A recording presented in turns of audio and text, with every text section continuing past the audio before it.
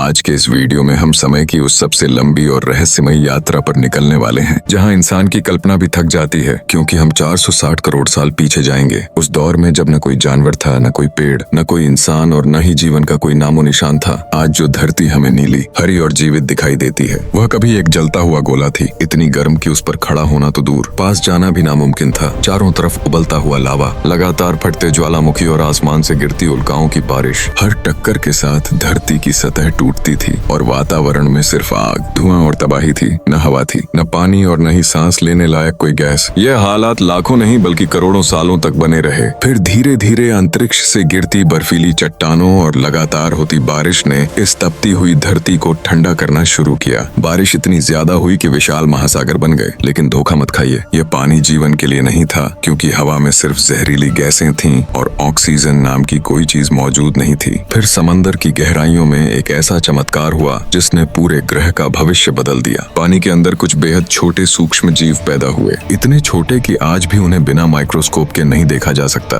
लेकिन इन्हीं जीवों में से कुछ ने सूरज की रोशनी से ऊर्जा लेना शुरू किया और बदले में ऑक्सीजन छोड़नी शुरू की। यही वह पल था जब धरती ने पहली बार सांस ली। हवा धीरे धीरे साफ होने लगी, आसमान नीला हुआ, जमीन पर पहली बार हरियाली उगी और जीवन ने आकार लेना शुरू किया। लाखों सालों बाद धरती पर ऐसे जीव आए जिन्होंने ताकत और विशालता की परिभाषा बदल दी। इन्हें हम डायनासोर कहते हैं। शुरुआत में ये छोटे और फुर्तीले थे, लेकिन समय के साथ साथ इनके शरीर विशाल होते चले गए। कुछ इतने बड़े कि चलते समय धरती कांप उठती थी और कुछ इतने खतरनाक कि उनकी एक दहाड़ से पूरा जंगल खाली हो जाता था। ब्रैकियोसोरस और टाइटेनोसोर जैसे जीव चलते फिरते पहाड़ों की तरह थे। लाखों सालों तक धरती पर सिर्फ इन्हीं का राज रहा और फिर एक दिन आसमान से मौत आई। करीब 6-5 करोड़ साल पहले अंतरिक्ष से आया एक विशाल एस्टेरॉयड, जिसकी रफ्तार इतनी तेज थी कि पलक झपकते ही सब कुछ खत्म हो गया। वह मेक्सिको के पास धरती से टकराया और जो हुआ वह सिर्फ धमाका नहीं बल्कि पूरी दुनिया का अंत था। आग की लहरें, हजारों फीट ऊंची सुनामी, जलते जंगल और काला आसमान। सूरज महीनों तक नजर नहीं आया। ठंड और भूख ने बचे हुए डायनासोरों को भी खत्म कर दिया और धरती एक बार फिर खामोश हो गई। लेकिन इसी खामोशी में एक नई कहानी जन्म ले रही थी। डायनासोरों के साए में छिपकर जीने वाले छोटे छोटे स्तनधारी अब बाहर आने लगे और धीरे धीरे उन्होंने धरती पर अपना कब्जा जमा लिया। अफ्रीका के जंगलों में कुछ ऐसे जीव पैदा हुए जो बाकी सबसे अलग थे। वे सोच सकते थे, याद रख सकते थे और सीख सकते थे।